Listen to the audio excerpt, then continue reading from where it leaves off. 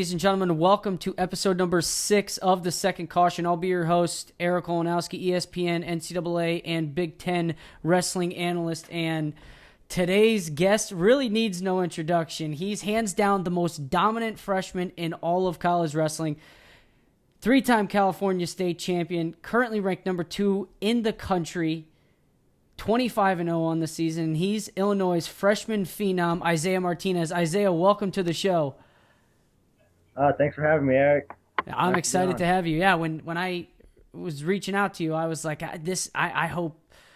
It was right before the Ian Miller match, and I was like, I can't wait to have him on the show. So before we jump into any wrestling topics, let's jump to your college decision because, as we were just talking about, Illinois has, with the Terapellis, Nico Reyes, Delgado, yourself, so you guys have created a pipeline.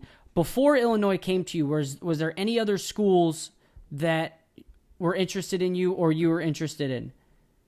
All right, so like as a freshman in high school, I started having a little bit of success, and right away I was like, maybe I want to be like at Iowa or Penn State, because that's when Penn State really started their run. And so as a kid I would see just dreaming like being practice partners with like David Taylor and someone like that. I was like really thinking like maybe like Iowa, Penn State, but as I got like older, I started learning about the recruiting process. Coaches started talking to me. I started learning a little bit more about these programs, and Illinois came on pretty strong, and I liked what they had out here. So but besides that, it was I was like every other kid, dreaming about going to Iowa or like Penn State or Minnesota at first, but things changed, and I'm glad they did. Right. So what exactly were you looking for in a school? So, is there a certain degree you were going for? The weather had to be, either nice, cold, or hot, cold, workout partners, coaches, anything in particular? I think it was, it came down to more than anything, it's workout partners. Cause I grew up in, the Central Valley of California wrestling hotbed. And for a long time, I had really good partners. And then I got into high school, and I had decent partners, but I didn't have the very best training situation. And so, when I sat down with my parents and we talked about what we're looking for in a school. And my mom really pushes the degree thing. So she was big on academics. My dad's been my coach, growing up for the most part until middle school. And he's like, you should go to a school that has the best training situation. And so it was a little bit of a lot of things, I guess. Illinois has great academic accolades and stuff, and I have great partners here. So that's what I was really looking for, is the training situation, and kind of a connection with the coaches was a big thing for me, because I had coaches all my life that I was really close with, and so I feel like I need that, to grow as a wrestler. Okay, and you're speaking about those workout partners. One of those workout partners was a coach at Cal Poly, now coaches at Illinois, and that's Mark Perry. For those who don't know, my favorite NCAA match of all times, him and Johnny Hendricks, the greatest wrestling match of all times, hands down, I think. So you have an opportunity to train with him every day. Yeah, I do. Yeah, he doesn't strap him up as much anymore. He's getting old, I guess. Not really, but his body's old. But he rolls around with me. We mainly work technique more than anything. Me and him, and Jeremy Hunter also helps me a lot with technique, and he's actually kind of been more of a mentor technically, because he wrestles a little bit more like me, and whereas Mark was like a long guy and a guy who rides on top legs and stuff. Oh, yeah. So, but all my coaches kind of add to my technique and stuff. But when I was coming in, I was like, I get to wrestle with Mark, and we went a few times when I was a true freshman. He kind of put it on me until he got tired. So for a little while, but I got him one time. All right, well let's stick with the true freshman theme. You end up redshirting last year, so this is your second year. But your first year in the starting lineup. What did you learn from that redshirt year that allowed you to be so comfortable in the big situations this year? Because every situation that you've been thrown in, you've not only looked comfortable, but I'm sure you felt comfortable just the way that you've performed. So what did you learn in that redshirt year that has allowed you to perform like this? Oh wow, that's a tough question. I like I said in high school, I'd never had this kind of training situation or someone that would push me this hard. Um, Basically, I think the biggest thing I learned my true freshman year was to get tough. Really, when things got tough, just kind of not freak out and stick to the plan. I learned how to get away from bottom. That was a big one. I used to get rode so bad in the room. Some days I wouldn't get off of bottom, and I grew technically as well. I was coming into college. I was really raw, more of an athlete, strong guy that would just kind of whip his opponent over, and not really have any real shots or have good finishes. But I really thought my retro year was absolutely necessary. I hated it though. Like having to wait and sit. Yeah. I get a little anxious. I love to wrestle, so it was hard waiting, but it was absolutely necessary. And then, I also had a chance to wrestle some pretty good opponents at Midlands last year as a true freshman. I wrestled St. John and Isaac Jordan. So just kind of learning how to wrestle those guys was big that true freshman year. So, it was a lot of things that I learned. It was a lot of things that helped me now as a redshirt freshman that have like kind of pushed me to this level. Okay, so now looking back last year, a year before now, would you have ever guessed that your success level would be to where it is now? And I'm sure that you're not happy with where you're sitting. You're not an All-American yet, not a national champion. That's 2 weeks and 1 month away. 28 days is the NCAA tournament. So would you have ever guessed that you would be as far as you are right now? I think I always knew that I had the potential. I had the ability. I don't know if I 100% believed that I was, going to be, this, kind of come onto the scene and, be a guy that people think that could win a national title. But my coaches believed in me, and they knew what they had when they recruited me, and they started making me believe that as I've gone along in the past year, and been training pretty hard. So at first I probably didn't see myself in where I'm at right now, but this year, like my mindset kind of almost switched. It wasn't it was no longer kind of hoping to be there. Like I almost now know that I'm going to be there. So it's like a confidence thing, I think. Right, that's great. So, and one of your biggest confidence boosters, I could say, well, I'm guessing I could say, would be this past weekend, the duel between Illinois and Kent State, first round of the national duels, one of the most anticipated matches of the season. If it wasn't for the Stieber and Port match, you guys would have been up there. But you wrestle Ian Miller from Kent State. Ian Miller, for those who don't know, depending on which ranking, anywhere from 4 to 5. But so 3-1 in the third period, late into the third period. Walk us through what happens next. Okay, so he gets in the third period he gets pretty deep in on my leg.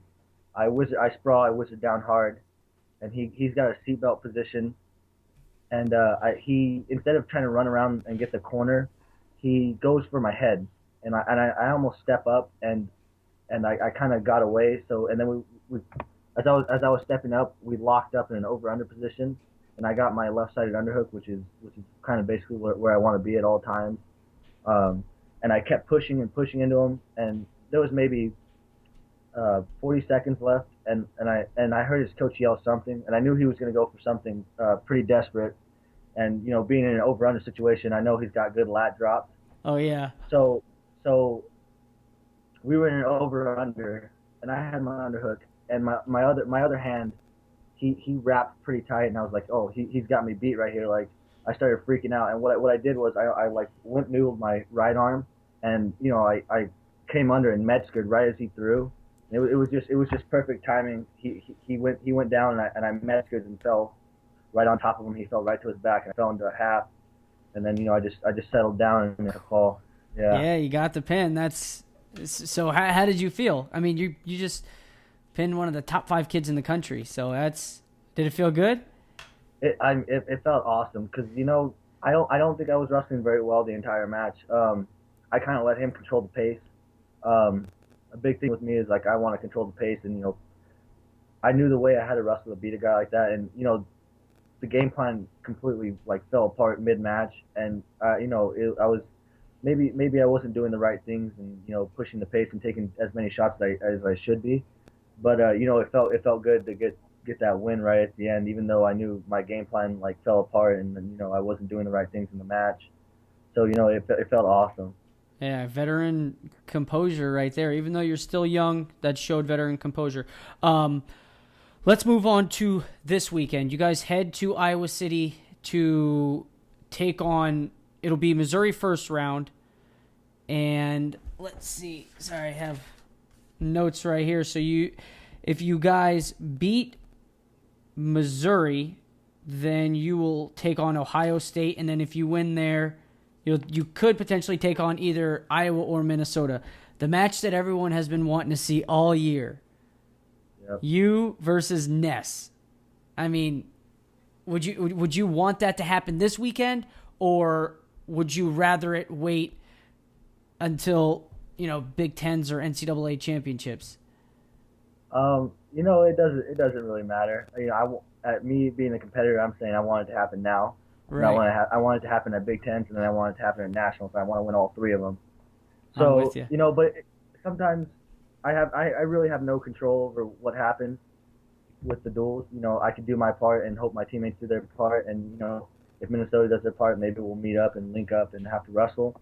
But if it doesn't happen, it's not going to be the end of the world. I still got Big Ten, still got Nationals, and I'm definitely looking forward to a matchup with him. He's the only guy standing in front of me right now, and he wants what I have, and I got to go out there and take it from him. And it's not going to be easy. I know he's gonna fight, and it's gonna be a great battle, I think. Oh yeah, I'm excited for that. I can't wait. That's one I have marked down for on the Big Ten championships. Oh yeah, for sure. If it doesn't have this weekend. Matchup. I've had that kind of matchup highlighted all year. With every good guy I wrestle, I kind of look. Sometimes I look forward a little bit too much. Like the match with Miller, I had it highlighted in my brain since like November. I was like, this match is gonna happen. I know it's gonna happen, and I stayed pumped up for it for the most part all season, even though I was wrestling through the Big Ten season. And That's that awesome. kind of match stayed in the back of my head the entire season. My match with Green, that was a big one. I just get so pumped up to wrestle some of the better guys. Coming in to college, I wasn't like I never imagined myself having to wrestle these guys, and now that I am, like it's great to be there, and it's almost like a dream come true to be on like the Big Ten Network and wrestling like Green, and I was supposed to wrestle Ness, but he was sick or something. But it's just awesome. It's like nothing else I've ever experienced. That's so cool that you say it too. That just made my night because you when I ask these questions, some people that the answer you're gonna get. Yeah, I get ready for every match. I haven't been looking forward to it. It's just another match. Take it one match at a time. But that's the stuff I want to hear. You getting excited since November. You've been thinking about this match. That's the stuff that fans want to hear. That's awesome on your part. Thank you very much. That just made me happy. It's like I guess everyone has their own way of getting ready for a match. Me, I'm like a jitterbug. I get super anxious. I get ready to go. I do get a little nervous sometimes, whereas like in high school I didn't get as nervous, but now like I get nervous a little bit. But we work so hard in the room like that. I just think about how hard we work, and then it kind of calms me down. And even when I'm in a situation like with when it's 1-0 going into the third period against Green, and I have to ride him out to win the match or get riding time, I was calm because I knew my lungs weren't burning, and I knew he was probably gonna be a little bit tired. So I think about how hard we train, and that just kind of breathes the confidence into my wrestling. That's awesome. Now, one question. I have 2 more questions for you both before we let you go. One is a quote you always hear from coaches is you can learn a lot from a loss. And losses, they say sometimes losses are good.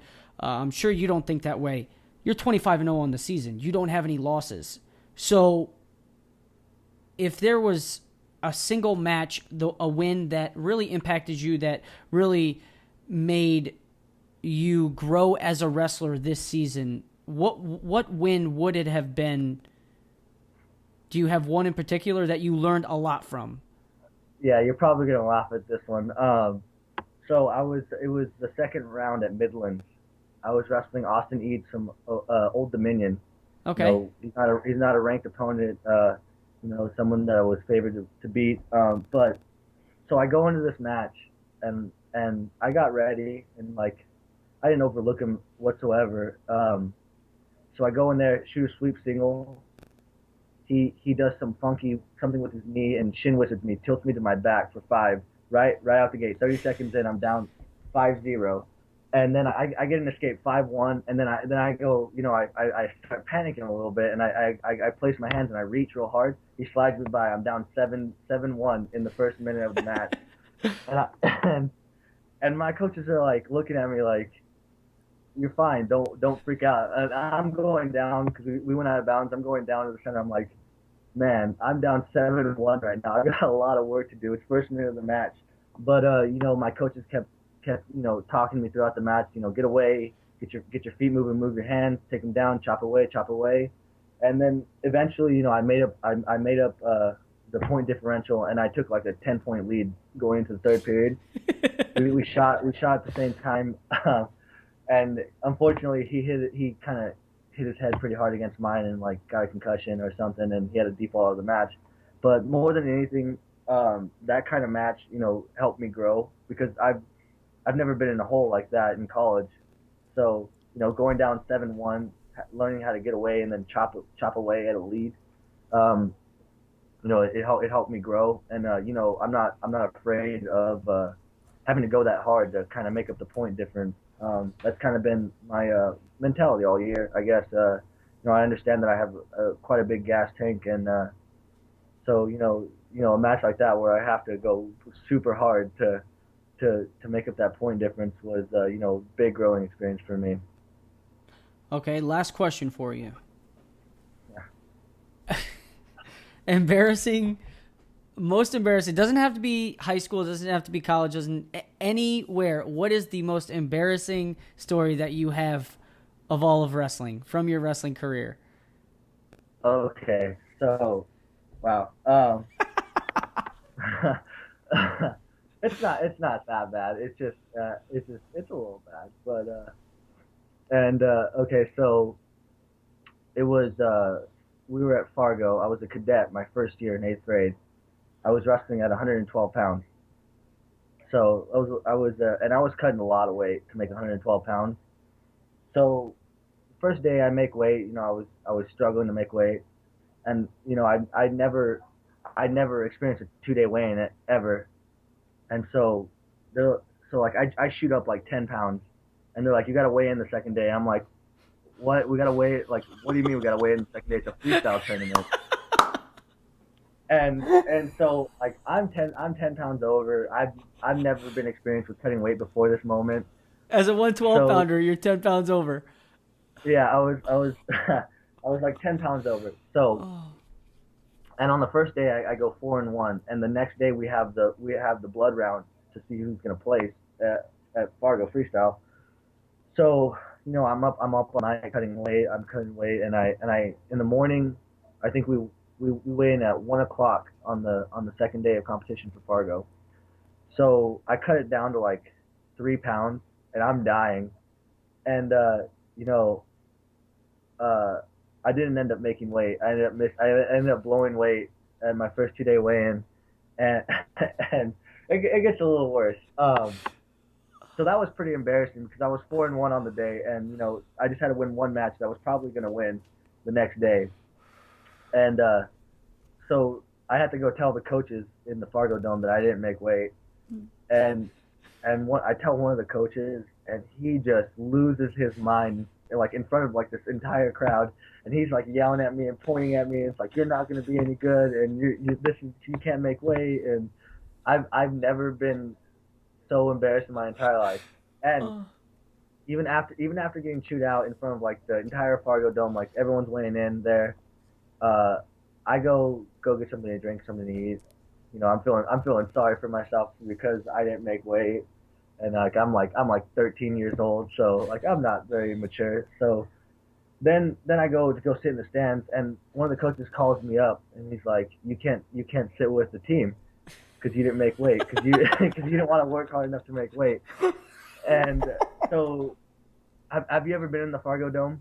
No. Have you ever seen like the kind of the seating?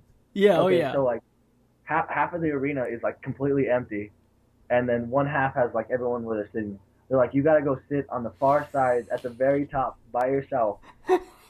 And like I'm 13 years old. I'm thinking, oh man, they have like a lot of power over me. Like I better go do what they say. So for the entire rest of the competition, I sat by myself in the nosebleeds on the far side of the Fargo Dome. Well, I had to With watch all my everyone looking teammates. at you. Yeah, I had to like ask to go to the restroom and stuff. It was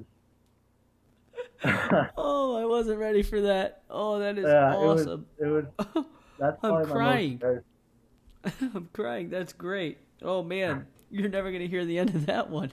No, it constantly gets brought up. Whew, that's funny. All right. Well, that's been it for episode number 6. Where can everyone follow you on social media? Instagram, Twitter, Facebook. Do you have any of them? So, yeah, I have all three actually. So Okay. on Facebook it's just Isaiah Martinez. On Twitter you can follow me at imar165, IMAR165, and then on Instagram you can follow me at Ilinimar. That's kind of a new name that I was gonna try out, but you know it kind of failed. But so yeah, Ilinimar, IMAR165, and just Isaiah Martinez. All right. Awesome. And I'll be sure to put those in the notes for this. That's been it for episode number 6 of The Second Caution. He's been Isaiah Martinez. I've been Eric Olenowski. Make sure you go to the AssociatedWrestlingPress.com and check out all of the previous episodes of The Second Caution. And excited to announce that next week we will have Brent Metcalf and Aaron Pico on for guests for episode number 8 and 9. So make sure you check those out. That's been it. Thank you very much.